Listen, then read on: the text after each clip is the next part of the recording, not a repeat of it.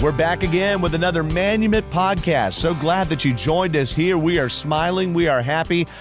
I'm Doug Turnbull. I don't want to speak for you, Glenn, but you look pretty happy yourself. Glenn Johnson, the retired investment advisor, amen to that, at Jabez Financial. You can find him and his team, jabezfinancial.com. They're out of Connecticut. And also you can get past episodes. Real easy way to let people know about this at the manumetpodcast.com. I'm glad you're happy, Glenn. I'm feeling that good energy today. Oh, good. Yes. Good to see you too, that. Doug. Thank you. Thank you. I love doing this. I love sitting down and chatting, and I've learned a lot. You and I have just begun this journey together, so to speak, relaunching the Manumet podcast, and had several episodes out. In fact, in the last one, we talked about the election and people getting paralyzed by fear, or maybe getting too much the other way, a little too greedy and selfish about it. And, the best way to try to go about things calmly. So be sure to check that out. And today we're going to talk about confidence in our portfolios. And I say our portfolios. Mine, I think, is literally actually a portfolio under a couch somewhere. I don't know that I've not really gotten that going yet. I've saved a lot of money, but it's not acting for me so much yet. So I want to hear some good ways that people can be more confident in what their assets are and what their assets are doing, and what your team, Glenn, at Jabez Financial helps them do. But before we do that, a lot of our discussions about retirement. So around the office here, Jessica Forkel, one of our radio show hosts, is kicking around a couple of jokes. I need to throw a couple your way, Glenn. Are you okay with that? Absolutely. Let's hear it. All right. So what do you call a person that's happy on Monday? What? Retired. Ah, okay. All right. And then here we go. How many retirees does it take to change a light bulb? How many? One, but it'll take all day. Oh, okay. And then finally, here's the last one. The last one we'll do before we get to confidence in the portfolio. Why do many retirees go to church? Why is that? This might be your favorite, okay? They're cramming for their final exam. Oh, yeah, that's right. Well, it's not where you start, it's how you finish. That's right. I could have used our special impact drum roll, okay? Let's see here. Do we have it? Yeah, there it is. We got some cloud. There we go. Everybody's happy. We love that. They're laughing. They're laughing. They love it. All right, so let's jump in here. See, this is me doing kitschy radio right now. Look, confidence in a portfolio. I have learned, if I've learned one thing from you from doing several episodes now of the Manumet podcast, it's that emotions and mindset matters so much. All right. And I know that's the way we're going. So what are some steps people can take before we even make a decision? And I want to get to what some of those decisions could be, but before we even open the portfolio, what's a good way to get yourself with your feet flat on the ground and ready to tackle having confidence in that portfolio? Well, you can start with giving yourself a checkup from the neck up.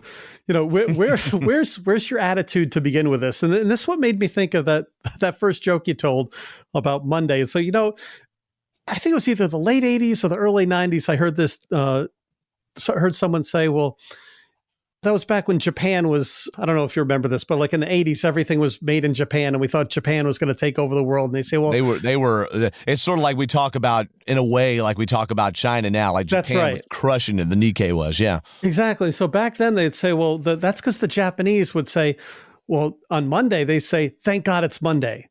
Yeah. And in America, we were saying TGIF, thank God it's Friday. Yeah. Right. Rather than, thank God it's today. Yeah, thank God today ends in Y. Yeah, right. And that's where we can say, well, what can we do today that's going to move us towards where we want to be? Even the license plate on my NSX, it says, seize the day. I like that, yeah. And Carpe diem. That's right. And so what are we going to do today that's going to move us towards that? And we go about building confidence, not just in our portfolio, but we have to understand where confidence even comes from in the first place. Because obviously we want to have that confidence in our investments and our financial future so that we can have that security. But define confidence. Let's start there. And where does that come from? Because that confidence is what gives us that peace and the security and the optimism. So confidence initially, it comes from doing your level best. And we've gotten away from that.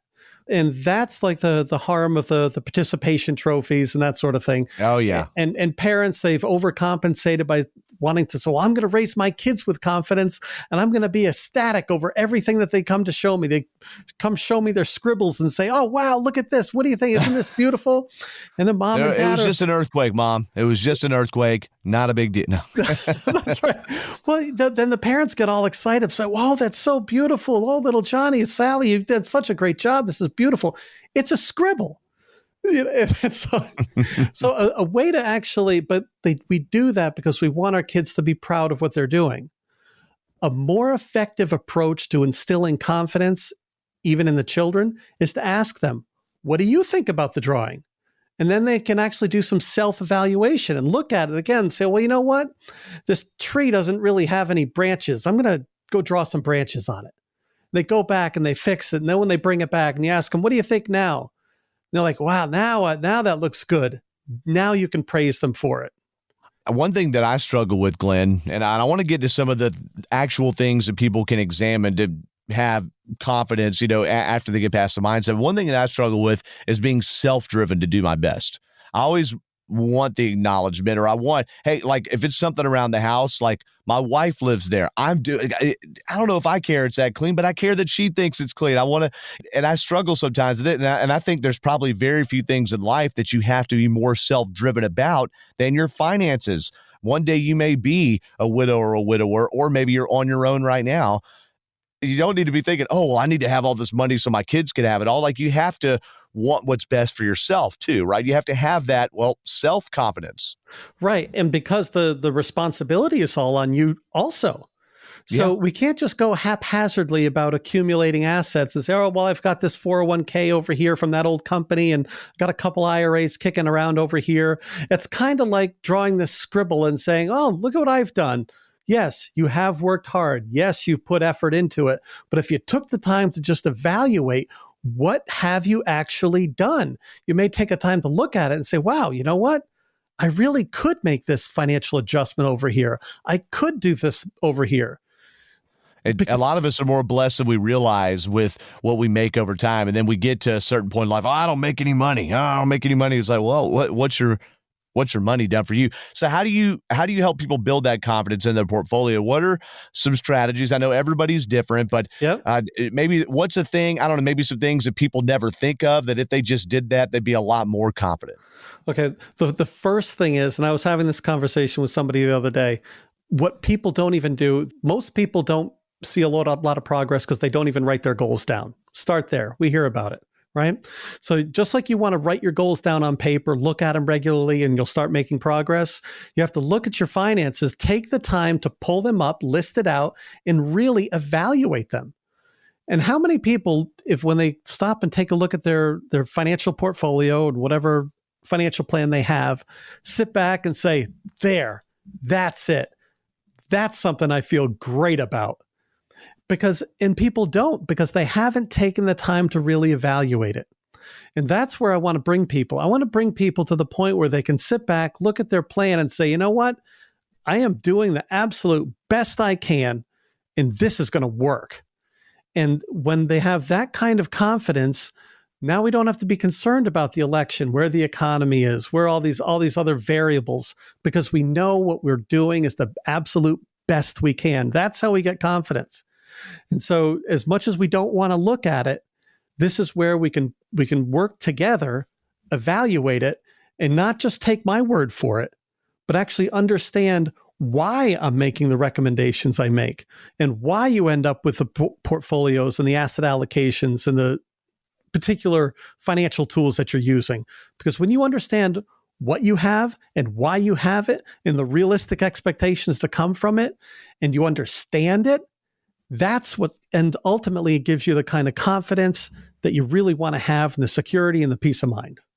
Right. And as we have gotten past the halfway point of the show here, I want to transition into some specific tools that maybe people forget. For instance, one that I've been told about ever since adulthood. I'm 38 years old. So, maybe the last 20 years is, say, this is just an example. I'm not asking you to talk specifically about it, but Roth IRAs, man, if you're maxing that every year. And honestly, it's something that I just forget about. I don't think about myself personally, Roth IRAs. When people get within that realm of retirement, they get into their 50s and suddenly that's really on the horizon. is there something that you've noticed that people oftentimes have just completely forgotten, like a certain tool, or maybe they get into retirement and they don't even think about, like, they think, oh, well, it's market or bust. I got to put it all in the market, or I don't do anything with it. I bury it under my bed. What are some tools that people don't consider that if they'd only had, they would have a greater confidence in their bucket of assets? Exactly. And so when people get closer to retirement, it's interesting. As people during their accumulation years, they're looking at that bottom line. I want to hit 500,000, $1 million, 2 million, 5 million, and say, that's how much money I want to have. And the fastest way to reach that big number is using things like a 401k and an IRA with all pre-tax money. But then when they get to retirement, that's when people say, you mean I have to pay the piper now? That's right. So it's like delayed compound taxation. So now a third of that ends up going to the government. And so that's kind of disappointing. So yeah. So knowing if you know in advance, the objective is not just reaching that dollar figure that you want to see on the bottom line in that statement, right? What we want to look at is what kind of cash flow am I going to have in my hand, in my pocket, that's spendable and usable? And it's not so much the bottom line, but how much that bottom line converts to when putting it into cash in your hand.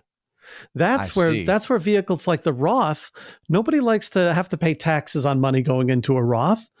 But you know what? I'll tell you, they sure love being able to take it out without having to pay any taxes on it. Yeah. And more than likely if you're talking not just 2 or 5 years when certain legislation comes and goes, but over 20 years, over 30 years, generally we've seen, over your storied career, Glenn, I think taxes generally have gone up, right? So would you rather pay them now or pay them in 30 years? And the people that have put in a significant effort into saving throughout their working years, and they've built up that bottom number, generally speaking, they're the same people whose tax bracket does not go down when they retire. So this is where it's real important to have a balance of having some pre-tax money, because there's as you're accumulating and saving, and that's a smart thing to do. But it's also a good idea to have some Roth money if you don't exceed the income limits to be able to contribute to them. So it's good to have some Roth. It's good to have some after-tax money. With all the different types of different way accounts are taxed, and all the variety of different types of financial investments people can get into, there is no right answer to say you should do this and not that. It's a matter about having the right combination, and to produce, you need all the right ingredients to produce what you want. That's true. And everybody wants a different tasted cookie, right? Everybody has a slightly different deal, and there's so many ingredients you could adjust. And that's why, look, we don't go case by case here on the Management Podcast. We're kind of painting a general picture here. And that's why for your situation, your recipe, if you will, go to jbezfinancial.com. Glenn and his team are going to meet with you there and just help you think about some things. Just in thinking about it, before you even write down a goal, I think you're going to feel like you have more confidence in your portfolio, or more confidence or more confidence in what you can achieve in the future there. And Glenn, this is just sound stuff, a lot to chew on here as I get ready to gear up and think about this stuff myself. I appreciate you spending the time walking us through that. Well, thank you. And that's so when you take the time to address how things are going to turn out, it's actually it's an enjoyable process, especially as we work together. The knowledge that you'll have and the experience that you'll have, you'll get better at it.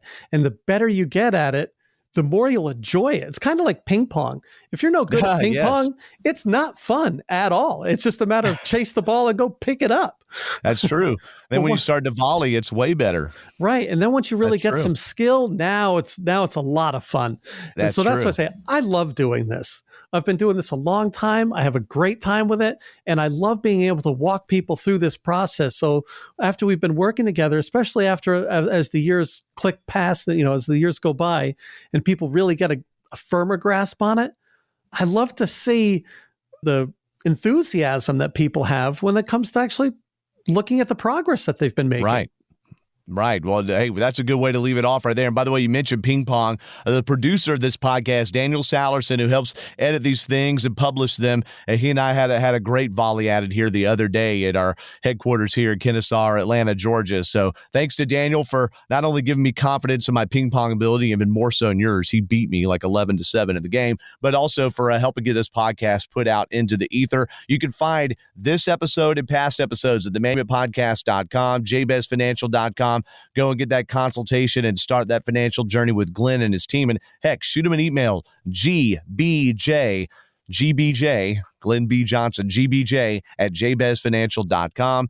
Glenn, thanks for spending the time here. And everybody, thank you for listening. If you know someone that needs to hear this, be sure and shoot them the link, share it with, be sure and get that over to them.